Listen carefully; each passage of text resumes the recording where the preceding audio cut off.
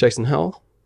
Welcome to Strings Direct. It's a privilege to be here. Yeah, thank you for being the first one here supporting this. So we're grateful for that. Yeah. So where I'd like to start is, you and your brother took over the company in '94. Yep. So that's about 31 years. 31 years at the helm. It's gone in a flash. Yeah. I bet. So what would you, to start, what would you say that at least the ethos or the mission of Rotosound is right now? Well, because it started, my father was an engineer and a musician, but in the late 50s, when he started Rotosound, he just built the machines to make the strings. There was there weren't machines available at the time. So, when I grew up, my dad said to me when I was about 17, go and learn how to make stuff. He said, if you do that, you won't be reliant on anybody. Mm. So I went to college and I studied engineering for 5 years, and I learned how to make stuff. Mm-hmm. Then when he died, the company was in a pretty bad spot, a lot of problems. It was like everything that you could think of that needed fixing in a company needed fixing. And one of the biggest problems was the machines that my dad had started designing. He hadn't finished them. So one of my first jobs was to finish off that work. And I remember one day very clearly, right at the beginning, looking at this machine, thinking to myself, I don't know anything about making string machines. But I just thought, yeah, well, I can learn that, and I can take from what he'd started doing and use my own sort of thoughts on that. And so I started fixing the machines that he'd been building, and slowly got the production together. So the main ethos, and still exactly the same now, is that we manufacture all our own product in Sevenoaks in Kent. And that is something that is kind of unwavering. It's like whatever happens, we make the stuff. Mm-hmm. We don't outsource to other companies. Yeah. We try and keep keep that as legitimate as possible. Mm-hmm. Yeah. Yeah, we get that. I'd say it's that authenticity in a brand. Yeah, I mean, it's something that sadly has been lost in the UK, without getting too political about it all. Manufacturing, the interesting thing about manufacturing is one person making stuff generates about another 10 jobs after somebody's made something. Mm-hmm. Yeah. Somebody's got to sell it, somebody's got to distribute it. Yeah. It's the biggest multiplier of any job. Mm-hmm. So if you've got a company in the UK making stuff, they could generate lots of other jobs around that. But when that company goes bust, a lot of stuff, it might be like, an analogy could be the car industry, where you shut a car company down and all the suppliers to the car companies that make all the bits and pieces, they all end up going out of business because it's a chain. Yeah, everything. So I can't really stress the importance in my mind of the manufacturing, but it needs to be made a bit more glamorous, yeah, than it is. But the world's changing. I think it's more important than ever that everything is in-house, made, by the brand, everything down to the string, the product, the packaging, the marketing, everything. I think the fact that is natural to you and the way it's always been, all of a sudden, as you're saying, the world's changed, the industry's changed, all of a sudden that's like a boutique thing. People are looking for that type of thing, but they'll pay and seek it out to a different level nowadays because they don't want mass manufactured stuff. They want something to be... You see it in the industry, I think, with pedals. Yeah, I think the consumer is more savvy now. Yeah. Whatever he's buying, whether it's vegetables or... Exactly, yeah. Information available everywhere. Yeah, and they can suss out and get information on everything. But the other thing about it is I really couldn't... I just couldn't live with myself if I was sending strings to whoever, Steve Harris or Roger Waters, and they weren't the strings that we make the way we make them. Mm-hmm. And when I listen back and I think, well, you've been playing those strings, the flat ones are on Dark Side of the Moon, right? And I know, in my mind, I can hear the sound of those flatwounds, and I know the sound of other brands' flatwounds. It's a different sound, you know. Yeah. So I wouldn't feel like I'm being honest. Wouldn't have the And I confidence. couldn't live with myself. And it's not all about how quickly we can make them. I mean, you've got to make a profit as a company, you know. That's important to reinvest back in. But I'm too much into the music side of it, the actual listening side of it. So To just for it just to be a number crunching exercise, you know. yeah, so on the music, let's go back and let's build a profile of Rotosound. So we'll start somewhere near the beginning. You said your dad had a background in engineering. Yeah. I'm guessing that's where you got it from. But he was also a musician, right? Yeah, So he played the violin and the zither. Yeah. So was the household always musical? Was it always music? There would be something music related. Yeah, I mean, my nan played the piano, my mum played the piano, my dad played the violin and the zither, and there's always stuff going on. And of course, there was always the bands. You know, my dad was going off up to the old grey whistle test in the mid-70s to see Stanley Clarke, you know, with Return to Forever. Yeah. And so there was always some kind of music going on. I got to go and see bands when I was really young. Bands like Yes, I remember going to see them when I was like 8 and crying because it was so loud, you know. And I was exposed to that, overexposed probably, from when I was really young. And also I got to know a lot of these people. You know, my dad wasn't really a rock and roll guy, you know. He liked Stefan Grappelli and Django Reinhardt. Okay. And but you know, one band that he really did take a shine to was Jeff Lynne and ELO. Okay. And of course, we all know recently that Jeff's not been well. He's cancelled the Hyde Park tour. I'm a massive ELO fan, but you know, he liked that band, particularly the album Out of the Blue, which I grew up listening to a lot, because I think it probably had some classical stuff going on in there that he could relate to. Yeah, well, they were massive productions, one of those. Oh yeah, and you know, when I was about 13, I remember my dad coming home with Out of the Blue by ELO, like these are the albums, vinyl, and there'd be Reckless Eric on 10-inch brown vinyl, Reconnaissance Sherry, you know, on Stiff Records, and then the whole Stiffs album, Stiff Live Stiffs, which was the tour they did of the UK, and then like the Jam, first 2 Jam albums. So I was exposed to a lot of different music from quite a young age. Yeah. Um, Do you have any particular starstruck moments from that time? Starstruck.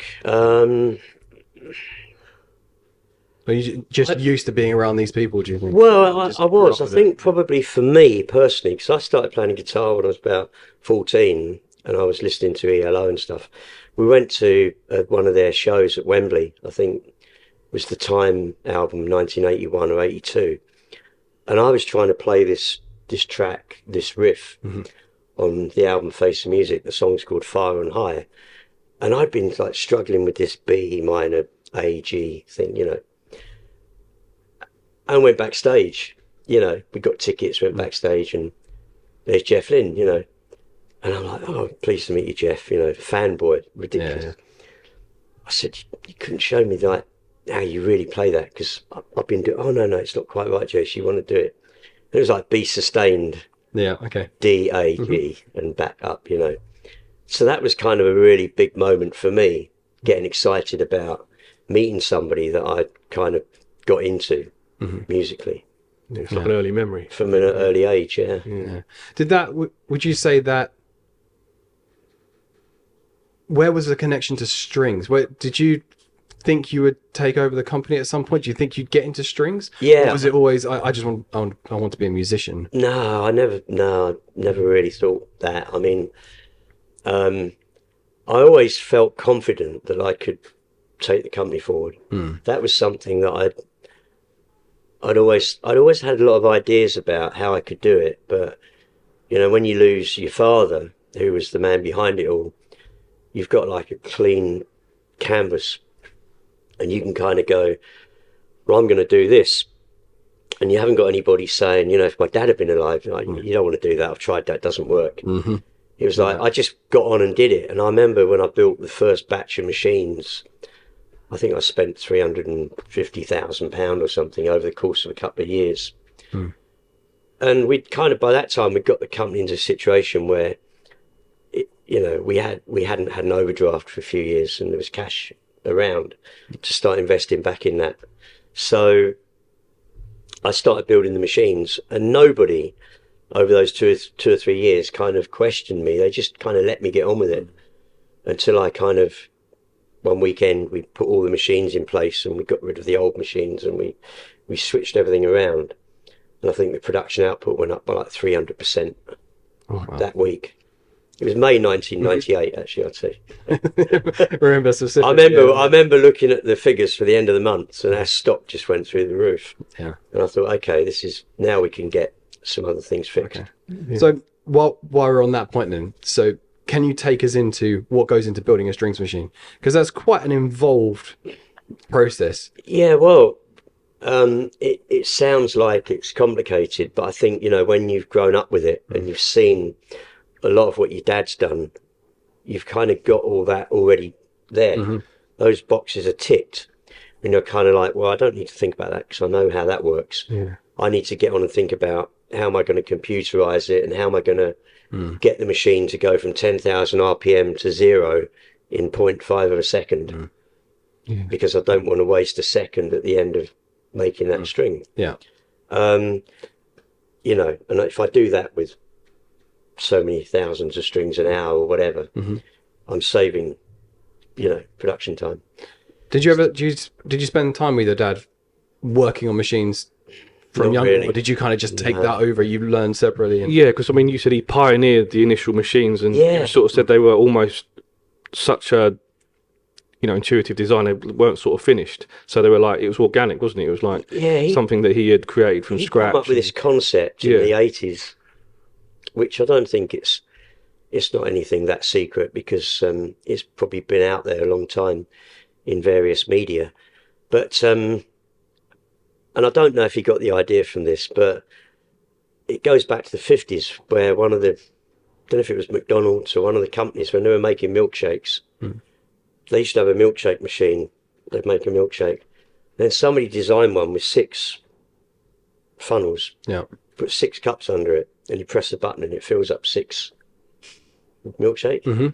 Well, my dad come up with these 6-string winding machines, which basically means you load 6 cores into the machine, and you fix the wire on, and then when it runs down it winding 6 strings in one go instead of one at a time. Mm-hmm. Now the benefit of that is not only the fact that you're loading 6 in one pass and not loading 6 at a time, but you're not having to run the machine at a crazy high RPM to get it to wind down quickly. Because you're making 6, you can let the machine run a lot slower. And there's an optimum speed to wind strings, which we think, and it's not that fast. Mm-hmm. Because the faster you wind it, the hotter the wire gets, and you start damaging some of the... Yeah. Does that change with different wire gauge? It slightly changes, yeah. But there is an optimum that with the system we use, we can pretty much run them at that speed. So there was that, really. I kind of took that idea forward with the bass string manufacturing, and when I put my new bass string machines in production in 2005, 20-year anniversary this year, I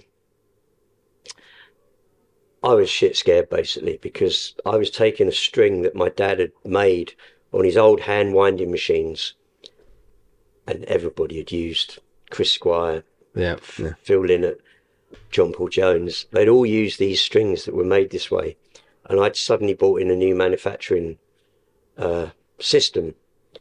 So I had to replicate a lot of stuff off my dad's old hand winding machines into the new machines that I designed, to keep certain parameters exactly the same, core tensions and feed angles and everything. So I guess that using the machines to do that means you can have an element more consistency with that winding. Yeah. But we visited the factory, trying to figure this out earlier when we were talking to you beforehand, and it's over 10 years ago now. Yeah. You still have, I still remember there were guys literally polishing bass strings. Yeah. All around. So you still have that. You still have that human element involved. Yeah. They're still checking. We did go down the route of trying to automate that flat wound production. We just couldn't get it right. And in the end, it was like there was too many processes involved. It was like, I use this saying a lot, and I've just done an album of songs, and it's called Solutions to Problems That Don't Exist. So we're trying to fix something that just didn't need fixing. Yeah. It's like the human mind, it overthinks everything. And it's like, well, why? You know? Yeah.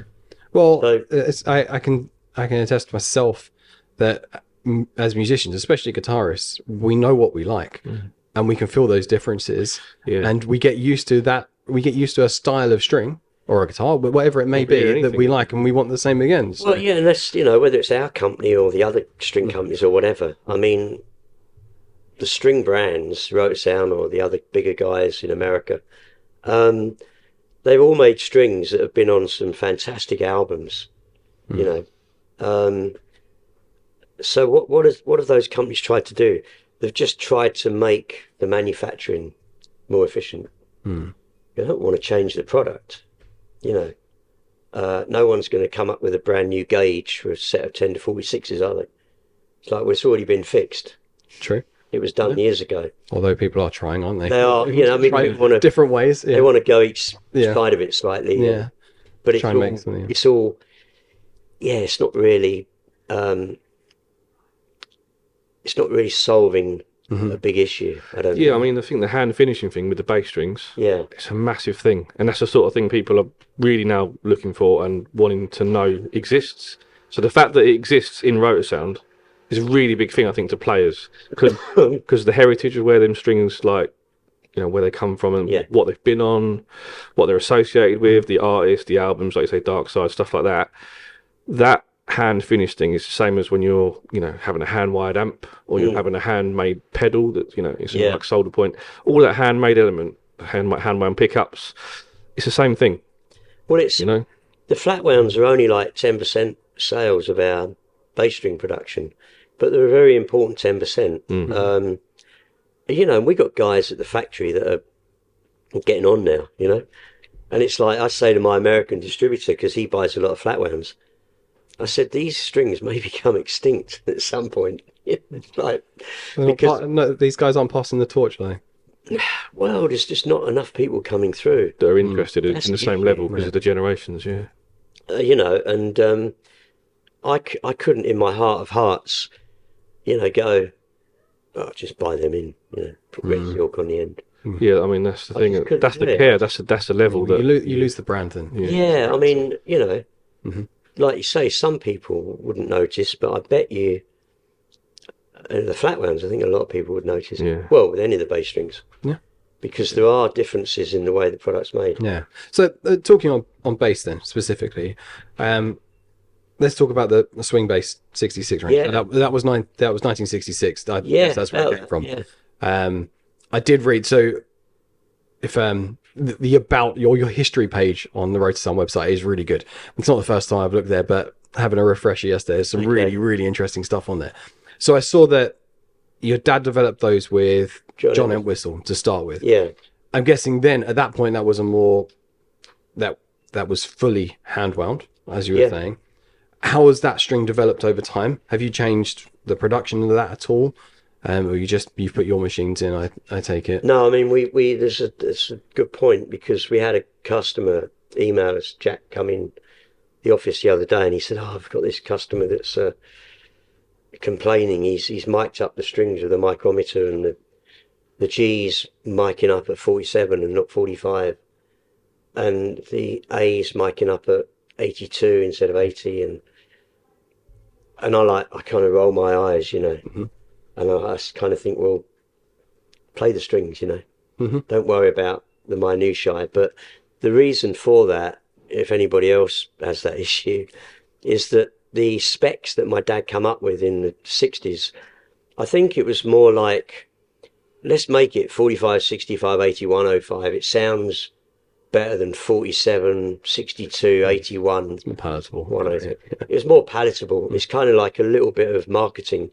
And the problem is, if you change one of those sizes, what are you going to do? You're suddenly going to go through every string and change them all by the same amount. Like, because you'll find every one will be slightly out. But my take on it has always been, I'm not messing with those gauges. No. Because I don't think John Entwistle really cared if it was 47. Yeah. He put it on the bass and he goes, yeah, that G sounds good. Yeah. I'm off to America. Can I have 100 sets? You know. Yeah, because he needs to change after the sound check, doesn't he? Yes, you can, John, but can I put your name on my brand? Yeah. But those are the first endorsement. Those are the nuances, though, aren't they? Like the tolerance and things. You know, like you're saying, just play the strings, feel the strings. Yeah.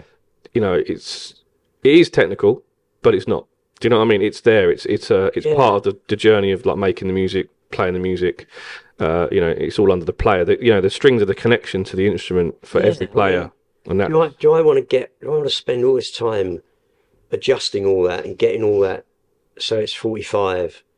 What we're going to do, reduce the core size, probably maybe bring a wrap size down a little bit. I don't think there's any need. And I bet you I'd have more people say, have you done? Yeah, it feels different. Because if you did that with all four strings, you'd throw the whole weight of all the strings out slightly. Tension would change. And you know what it's like as a musician, you can tell whether it's 9 thou or 10 thou, can't you? Yeah.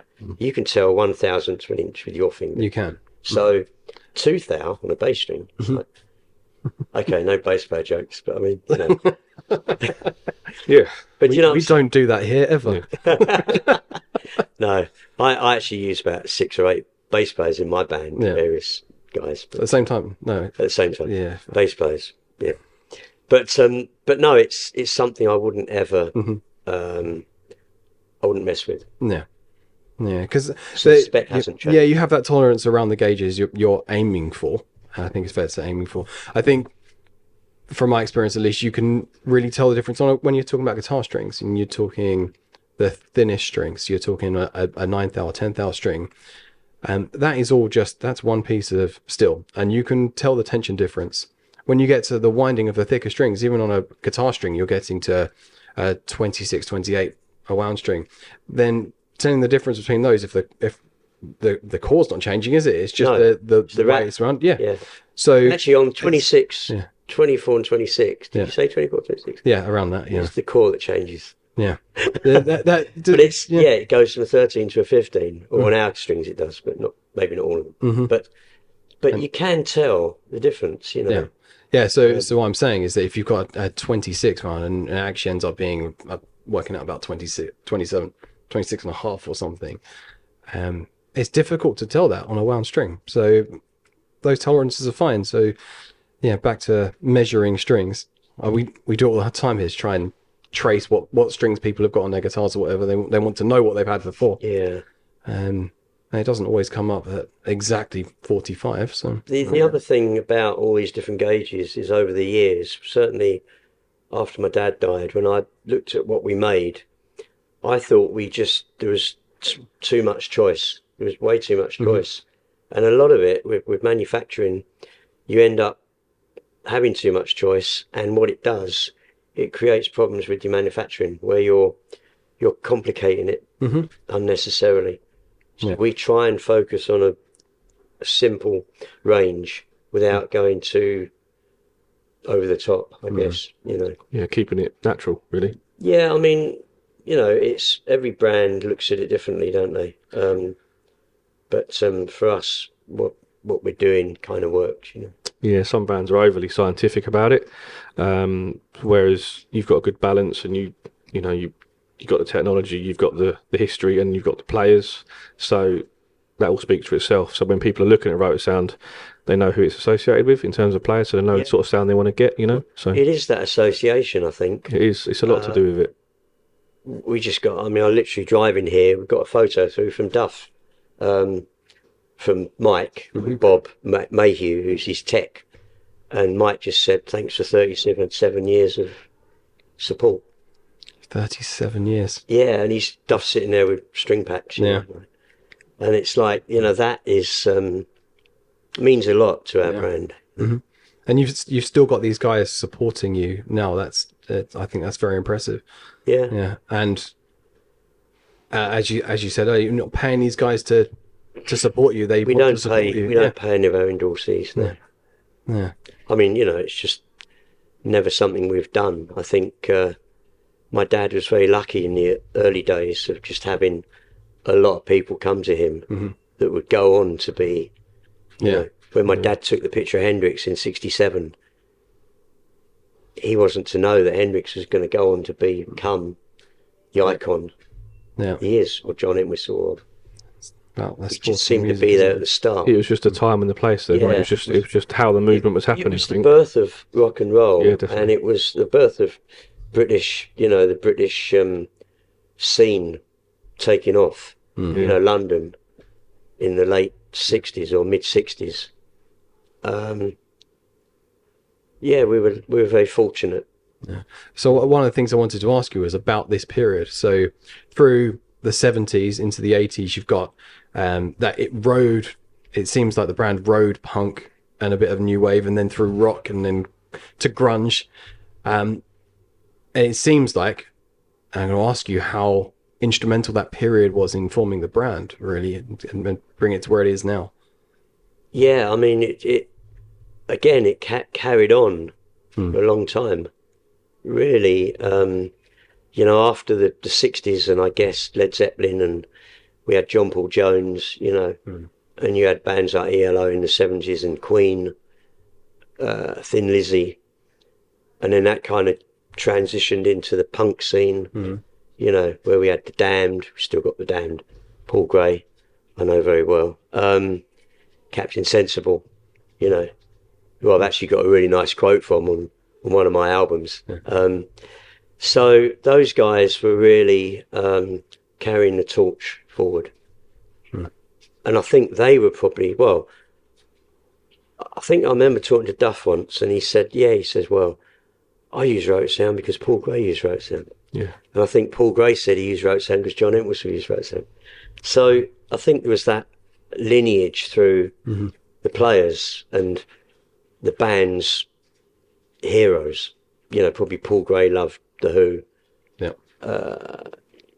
And, you know, Duff loved The Damned. And you can hear that kind of, can't you, through that? It's a transition where one generation carries it to another. It's why certain guitarists play certain guitars, because their hero played that guitar, and they, you know, they wear certain clothes, they want certain amps. It's all musical heritage, and I think like the British movement, like guitar movement, you know, music and guitar movement, it's always been massive in a certain way, and it worldwide, obviously, it's having that gear to make that sound. Does that make sense? I mean, I use what my sort of people I like, you know, like I love the Buzzcocks and the little Les Paul Jr., you know, yellow one. I use one of those. I've got a couple, and I've got an orange AD30, which was very nicely given to me by Cliff Cooper of Orange. He said, have that, go out and use it, you know. And I've got an old Jennings 2x12 cab, tatty ripped thing, you know. But you kind of use the gear that you're sort of, you know, the bands that you're into. Yeah, it carries don't on. You? Yeah. You know? I mean, I've sort of played gigs abroad before, and there's bands that are local to that country. They'll come up and say to you, "Oh, how do you get that like British guitar sound? How you getting that sound?" I'm like, "I don't know. That's just how we play." Do you know what I mean? Yeah. But they see it as like a proper sound, like a signature thing. That's obviously coming from the way you play, the amps you play, the strings you play, and how you play. It's all natural to that sort of where you've learned to play guitar. It's the same with the American thing. Yeah, I think, like, you know, they learn a certain way over there. A lot of them into country, grow up on blues and country, and they've got, you know, a very, you know, particular way of playing, and they're very developed. You know, I think in the UK, I think we're like we're quite lucky. We're kind of inundated with talented it's just a natural bands thing and that players. comes from It's the country. probably more so. Probably America and the UK are the two countries that is just overflowing with talent and loads of that talent never even gets anywhere, does it? It just stays underground. But that's what makes an underground music scene. Yeah, exactly. And that's what we enjoy going to watch, Yeah, isn't it? absolutely. But yeah, it's like punk and the angst. It all comes from, periods of time in a country, in this country particularly, and it almost can't be replicated in another country because it's not real, if that makes sense. Well, this is again going back to a thing I was watching the other day with John Lydon, where he was saying about, it's got to be authentic. It's got to be. Yeah, it comes from a place of you've lived through. Yeah, like a period in time of what's going on in the country. It comes from that, doesn't it? Yeah. I mean, he's going on about Frank Carter doing the Pistols. Yeah. Saying, well, it's like Sex Pistols karaoke. Yeah, because John Lydon. Yeah, okay. He's saying, well, when I wrote those songs and sung those songs, that was because I was feeling that. Yeah. Mm-hmm. It's like, okay, though, millions of people want to go and see the Pistols, but it's not as authentic, obviously, as when. Yeah. But that's how it can define an era, and that's what the Sex Pistols really did, at least from my point of view.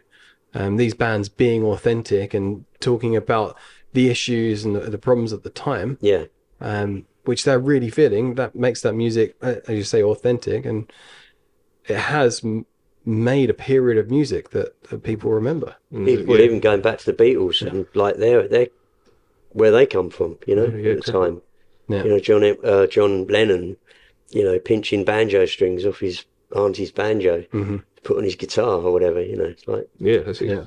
It's the gear that they carry at the time becomes iconic. It never goes away. Yeah. It sticks with the music, and the bigger that the music gets, the longer it goes on. Like the Beatles are, bigger than ever because of technology and Apple Music and everything else. Yeah. They're bigger than ever to all generations. So then, whatever they're using, string wise, guitar wise, amp wise, will keep carrying on. It'll be printed in time, So I think people always look for it. I think with all this stuff, and I'm sounding like a stuck record really, but it is about, whether it's our brand or music, it's about authenticity. To me, that's what's important. Well, that's what it is. That's what, as we discussed before the podcast, that's what we were saying, that live music is that authenticity, and live music, going to watch a live band, that's what's exciting. Yeah. And that's why I know all the guys here, we're still going to see what we call real bands. Yeah. That's down a rabbit hole, which I'm not going to go today, but it's no, that's another podcast. Going to see musicians on stage interacting together, making mistakes, and the mistakes and the space, and seeing someone figure that out, and what comes from it is what I think is really exciting about live music. And that's where those early records where you couldn't fake it, that's what make them such great records, I think. That's right. You rely on great songs. Yeah. And proper great performances. Yeah. Yeah. I think because Rotosound was born just naturally into that organic period of where things were, it's a magical period, isn't it, of music, rock and roll, that will always be imprinted. Rotosound lives there with that, it lives in that history, and it will never go away. Just like you see, like the guitar manufacturers now, like the big two, all they do is try and replicate guitars from that period now. They're not making new guitars like robot guitars or guitars with mirrors all over them or neon lights. All they do is replicate the 50s and the 60s. Well, that's again back to that solutions to problems that don't exist, isn't it? It's like musicians are like guitar players in particular, probably the most conservative people ever. Flamboyant, like they get up there on stage, but when you say to them, do you want automatic electronic tuning pegs? And they're like, no, I want those 1950s. Yeah. They don't want all that stuff. They just want what was originally designed and made. Yeah, consistency. Yeah. I think, I think the guitar companies, they are going back over, what all those brilliant guitars that they made. They're probably realising that they've come out with something new. It ain't going to work, So it makes me think of something my brother bought back in the 80s. It was a Casio. It was like Casio guitar. Yeah, okay. It was like, but it was, it was like electronic. It was, it was just an example of. I can't help something not to do. DJ sounds on the keyboard. That's all I can think of. Guitar. You can't mess with it. It's just, it is what it is. A Telecaster or Strat or Les Paul or Les Paul Junior or 335 or an SG or, you know. Yeah. Yeah. It's a sound, it's a tool, and we use that. Yeah. So we mentioned the Beatles. Yeah. So Paul McCartney, I believe, was an early adopter of the RS-88. Yeah, the black nylon strings. Yeah. So what goes into those strings? So they're But they're basically the flat wounds. They're the same as the round wound string underneath with the black nylon on the top. And again, that's another string that's made by our our team of specialist guys that are still making them the same way as they did 60 years ago. Again, it's that, the black nylon string. It's that come about because at the time in 1962, I think, my dad had a lot of guys coming to him that said, "Yeah, well, I've got this double bass, and I've now got the choice of using this new electric bass, but I can't get the sound of the double bass. So I've got to take both basses to the gig." And my dad said, "Well, why don't I make you a set of strings that sounds like a double bass for the electric bass?" And that's how the RS-88 was born. It was just another, that was actually a solution to a problem that did exist. Yeah. Trying to make the electric bass sound like a double bass, and then Herbie Flowers, of course, Walk on the Wild Side. And he played on Diamond Dogs, Bowie, Tumbleweed Connection, Elton John, all with the RS-88s. Yeah. And he was in Sky, the prog guys, So was it Rotosound that came up with that idea, the idea for that string, you're the first guys to do it? Yeah, 1962. Yeah. According to our records, references, It's great innovation, though, isn't it? To just, for players to come to you with like what they would call a problem, an issue, and I've got this concern, I need to do this, I need to do this, but I want to do it on one instrument, and you come up with that. Yeah, it's not a huge selling product. I think some of the other brands have kind of jumped on it, and they make some as well, but we were the first ones to come up with it and come out with it. And the most famous footage I guess we've got is McCartney on the top Apple of the building, with the yellow silks kind of dazzling you. Yeah. So he did the whole of the Let It Be album with those strings and Abbey Road. Joe, it seems those strings are synonymous with that Hofner bass as well. It almost seems wrong when I see one of the Hofner basses with some standard flats or even round ones on it. Yeah. It feels wrong. It's funny that he never. I mean, we haven't dealt with McCartney for years, but I think probably in the late 90s, we used to go through his manager, John Hamill.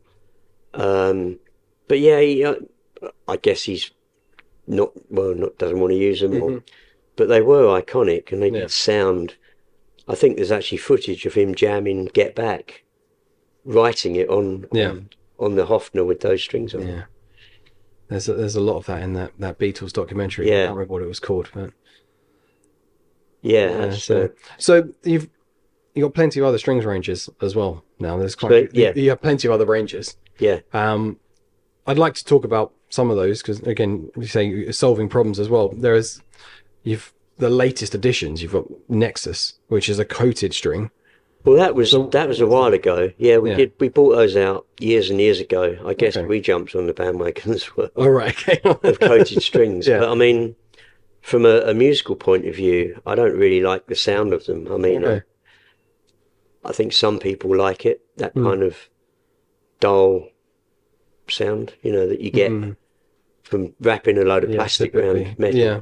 Expecting it to vibrate. It's not really a if you're going in the studio and you're recording a song or an album, you want to get a clear, bright sound out on your acoustic guitar, and a set of strings that doesn't have plastic coating on it is going to do that better, my opinion.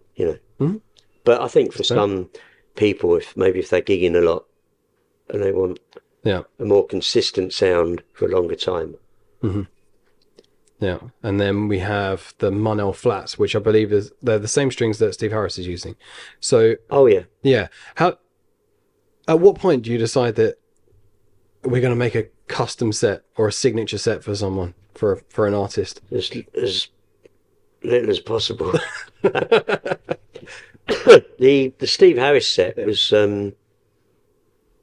he wanted to do that because at the time it was a time when the company was not in a good place, and I can't remember what the conversation was, but Michael Kenny had been Steve's tech for many years. I'm good friends with Michael, and I think at that time it was almost like, we might stop making them or something. And Michael said, well, would you do like Steve's own set so we can get them? And that's how it come about. It wasn't really, it wasn't us looking to do signature sets, because signature sets never really seem to do well. It's not we do that set, we do a Billy set, a Billy Sheehan set. From what I can remember, or my brother told me that I think, oh no, it's another conversation about John Entwistle, but yeah, I know John wasn't happy because we did Billy, and John's picture was always on the back of the string pack. Right. Yeah. And then we did the Billy Sheehan set where his picture was on the front, and there was a little bit of problem there. But yeah, Billy wanted his own set, but then he wanted the lighter G, 43, and the heavier E string, the 110. Yeah. And that's how that come about. And we've done a Michael Amott set, which was a guitar set. that come about through our German distributor.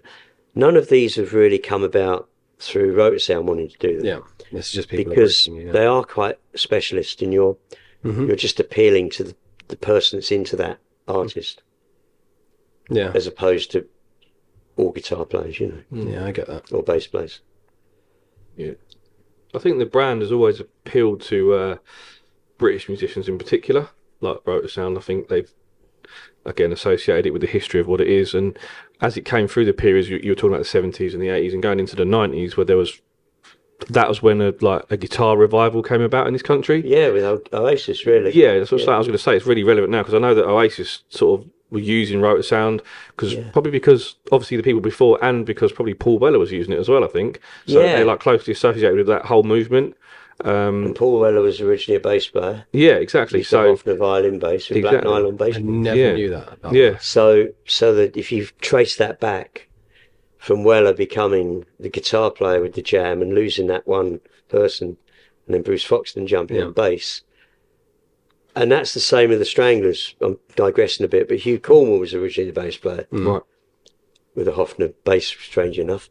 So a lot of these artists went on, probably picked up on Rotosound because they were originally bass players. Yeah. And we were always more famous for making bass strings. John Power from Cast is another one. Bass player in the Lars. He wasn't a Lars, yeah. Becomes a guitarist in Cast. Yeah. So we always dealt with Cast when they come out. Yeah. Always dealt with Oasis, with Noel. And, he's never really wanted anything free of charge. He just buys the strings. We don't do any advertising, apart from use their name. We don't do any photos because I don't think he's into that. And I totally get that. I don't think he wants to commercialise his art, really. Yeah, I mean, whenever he was in guitar magazines, or Paul Weller was in the guitar magazines when they were big, they would always mention like the Rotosounds with their strings. That's what I'd always pick up on, and I think it's because they want. I don't think they're particularly going, oh, we want this British sound, we're going to use these British strings, but I think it's just natural to them because it's just like, again, they've passed down the generations to keep passing the torch. Yeah. So they don't look at anything else because it's right there. Exactly. It's like Marshall amplifiers, growing in this country. So the whole sort of thing of like Vox and everything else, and it all goes together. So if you start using, like say, obscure strings or from another country, there's that fear that people might not have the sound they want or where they want to be and stuff like that. And the availability thing as well, because they're in the country with you, and if you need to get supply from yourself, and they're an artist, you can make that happen on a personal level. Yeah. And I think that's what they're looking for, because it's very important, isn't it? Yeah, I think that whole Britpop thing was really good for our industry as a whole. You know, um, people picking up guitars, people picking up acoustic guitars, electric guitars, and just playing and writing. You know, Yeah. not necessarily to be technically great, but just to No, play, no, it's a get movement, out. wasn't it? Yeah, it's a It was real a big movement. movement, and it was really important for the time because I don't think there was a lot going on. Yeah, because things had changed in music in the 80s. It all went quite electronic, which was cool and it had its place. But I think the 90s and the 60s have a massive reflection with each other. Yeah, You know, and just the movement, like you say, and it's not about how technical players were and everything. It was all about just a movement, a scene that I don't really think we've seen since in music to that degree, you know, because then the internet arrived and things no, changed. I So, I think back and I'm like, I joke. I said to a friend of mine the other day, actually, the wife of my export manager that's staying with us this week. I said to her, yeah, when I hit about 30, I think I decided I had all the music I wanted. mm, You know, I wasn't going to be going out discovering a lot of new music. But I remember mid 2000s kind of getting into Franz Ferdinand, and because I'm like into that kind of jangly guitar stuff.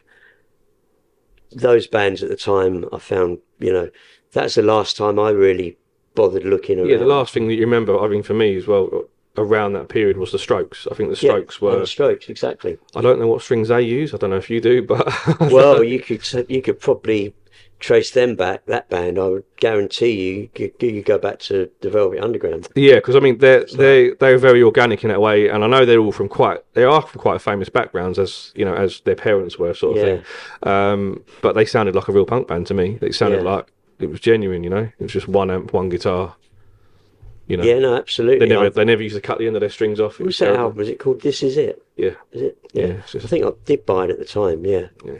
No, I like it. I haven't listened to that for ages, but But they were a massive movement with the kids at the time. You know, yeah, everyone wanted to wear the same clothes and buy one Fender amp and a Strat and yeah. not cut their strings off at the end. Well, You know. the problem is, well, not the problem, but I think you know bands like Oasis, you do, you've got a big reach of players. Yeah, You know, more so than the specialist kind of guitar people.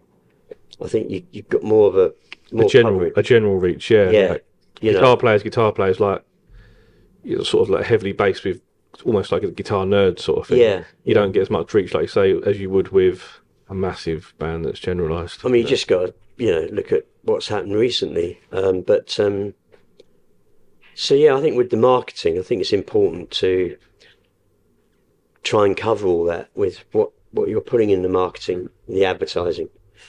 Um, I think that's important. Well, one thing I wanted to really get on in terms of like Sam was talking about different designs and strings and stuff that you've invented as you've gone and it's been unique to Rotosound Yeah, is the whole Superwound thing, which yeah, I found personally fascinating. I yeah, just thought, you know, with the diagram and stuff and the whole yeah. The the bridge. contact thing and the Yeah, you know the of the piano idea. How did that come about? How did that was my dad's idea.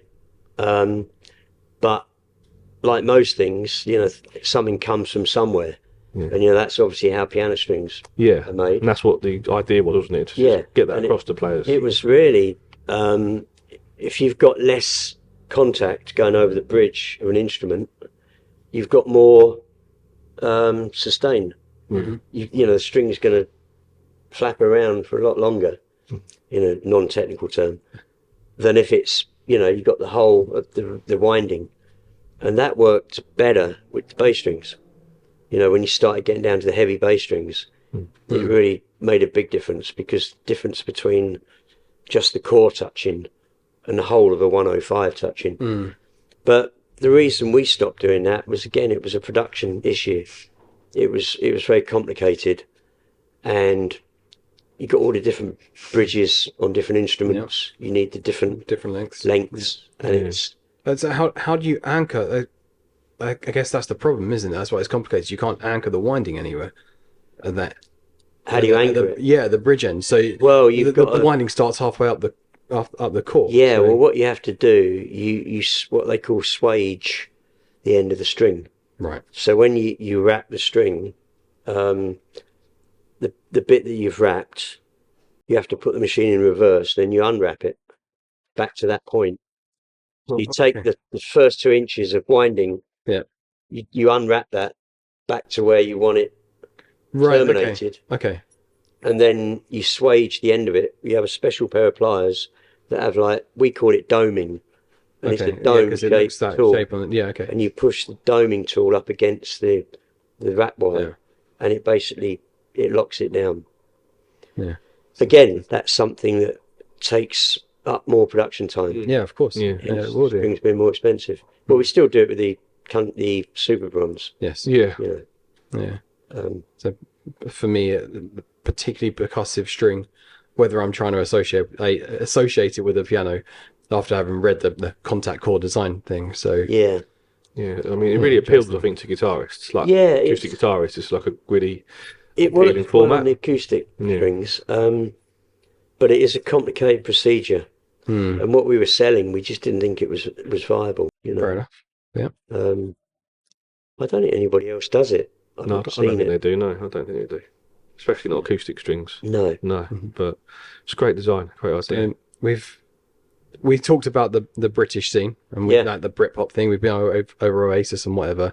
That does remind me of times when I first started playing guitar, which would have been early 2000s. Yeah. When I was at rehearsal studios, the only strings I could get there were Rotosound strings, and that reminds me of that time. I know now there are lots of new bands coming through that are using your strings. The local Boys Nothing But Thieves, I know, are on your list as well. Where do you see the British scene going, and how is Rotosound? How do you see Rotosound being involved in that? I Are there any guess artists you're really looking into? I think Jack's doing most of that work. Yeah. He's really on that. You know, he's a lot more aware of the scene now than I am. But I think he knows, you know, he can feel the vibe going back to the 60s, so he kind of gets where he wants to take it. Yeah. And, you know, we discuss it a lot, and what we think are good, or what I think, you know, works, or whatever. But I kind of leave him to take that forward, you know. You know, you can put the new artist in there, but you can't beat doing a lot of the old stuff as well. Yeah, you know. of course. Yeah. Got to mix it up, really. I think the older artists and the ones that are iconic are really, really influential now to the younger artists, because those are the things that they look back at, because, like I say, there hasn't been that much, like you've sort of said, since around 2000 that's been massively iconic in terms of music. There's no one, apart from the Arctic Monkeys and stuff like that, and guitar bands that have stuck an impression on the next generation. The young bands now seem to be digging further back. So if you look at things like Blossoms, they really just... I think they're one of ours. Yeah, they're just dressing like they're from the 60s and 70s, and they want old microphones and old amplifiers. They want the strings as well to go with that, you know, to get those sounds, you know. So it's where it's going. Do you know what I mean? The whole problem. It's like, you know, we were talking about recording earlier on. It's like, well, in the 60s, the old recording techniques, you know, the old tape machines and everything, you got albums that in my mind sound fantastic, you know, and you didn't have what you've got now. It's like it reached a peak pretty much then.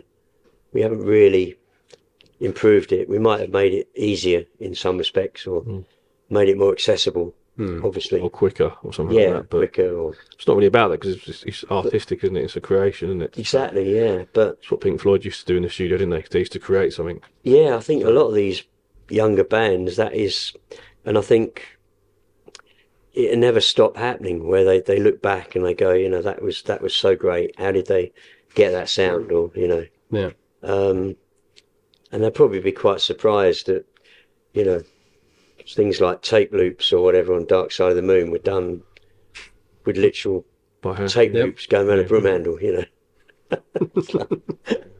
But there's a pedal for that now, right? There's a digital pedal. There's always a plug-in. Yeah, There's always a plug-in. so I think those things have a place, and those tools should and can be used, but they need to be used as tools, as embellishments, rather than the basis of of modern music, which sometimes it feels like it is. And I think to hark back to those times when people had to sit in the room and you had the backing band, you had 3 or 4 musicians in a room, play it right once. You've got to get it right. You need to practice, you need to learn, you need to have this nailed. And you don't get those chances to keep. It's like when Dylan went into the studio in Nashville in '66 or whatever and did Blonde on Blonde, and he used all the local musicians, and they pretty much played that whole album live. Yeah, you know. I think that's the excitement in music, isn't it? That is exactly. Yeah. So, last thing I think is what is the direction for Rotosound now? So I know you've got Jack, who's a new employee of yours, relatively 5 recent. years now. Yeah. Is it 5 years? I know, it's crazy, isn't it? It's like, Okay, I'm still thinking that's last year, but okay. So I know he's put a lot of effort into designing new string packs. Yeah, that's a new thing, which I'd be keen to know how that's been received so far. I know I think it's only this week, isn't it? Last week that's been I've actually got announced. a couple here. Okay, I don't know. He just told me to bring them over. So. Yeah, and is there a vision or direction that he has that you've discussed with him? Well, he wants to freshen up the image, I think, and like I was saying up there, there's a few little tiny things on the old packaging which were frustrating, which we hadn't done, which we've kind of put that right on the new packaging. Yeah. So the rotos that will come in probably over the next 3 months, and then the acoustic strings will be in towards the end of the year. But he's excited about that. I mean, it's packaging changing is always a difficult thing to do. Mm-hmm. You know, like I was explaining, but because you have an image, I suppose that has been consistent for a long time. Yeah, I mean, I wasn't wild about the old packaging, but I was like kind of, I don't think it's hard to get. It's hard to get that right. Yeah. It's really, really difficult. Okay, it's just made me think. Who came up with pink for nines? Me. So it was you first, because there's 1992. Yeah, I come up with. I've still got the original pack design, and I just thought to tie in the two things: the color of the string set, and the gauge, was kind of trying to rubber stamp it. Yeah. Roto pinks. Yeah. And it kind of, we kind of got that together, because at that point we hadn't really, it was all bass strings. It was all about bass strings. And we didn't really have an electric set that was selling that well. And, I just thought that would be a good way to reinforce the... Yeah, it's clear. Like we know guitar strings nines are always in pink packs. Pink, exactly. Yeah, so everyone knows what they're looking at. Yeah. It was that was my original. That was kind of my little gift to Rotosound. Like it was the only. I did Ultra Mags and Nexus, but the Roto pinks and yellows, obviously they're quite a big seller for us. So that was kind of like my little contribution. Yeah. And that was just before my dad died. And I just said, look, I think we need a range of strings that is similar to some of the other brands, Yeah. Like they copied us, Yeah, of course. 45105, that's a good set gauge for bass strings. Everybody did it. But that's the gauge. Yeah. But so we kind of aligned the gauges and did the pink thing with the pink pack. And, it puts you on the market, doesn't it? So I get that. Yeah, it's Okay, so let's talk about you playing music now, because I know you're actively playing now, and the last album I saw was, I think, released last year. Yeah, I mean, it's what have you got coming up? You know what music's like. You're kind of moving forward, and I'm not a great guitar player, but I'm much more interested in songwriting. I'm not really bothered about, the live band is kind of garage rock, kind of a bit punky, lo-fi. But with music, and I think anybody that's in music, when somebody says, oh, what's the best song you've written? You go, well, the next one. you're always trying to move it forward. But you're engaging some of the analog techniques, right? Yeah, the last year I've been recording purely to tape to my Fostex R8. I've actually been using my dad's old Ferrograph 2-track to bounce down to, Okay. which is 1962. So yeah, I mean, it's my studio. It's all digital when it has to be, but I actually haven't. Apart from when I bounce down a mix, I will bounce down to my laptop and to tape and to the Ferrograph all in one go. Yeah. So I'll get a cassette tape of the mix. Yeah. I'll get a digital Logic bounce down, and I'll get a 1/4 inch, 7.5 inch per second. Yeah. Do you have a cassette player in your car?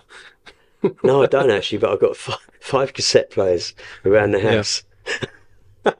There was a time when people were putting 7-inch record players in cars, trying to make that work while it's bouncing around. Oh, it did, yeah. They did in the 60s. You could buy you could put the latest single in on a.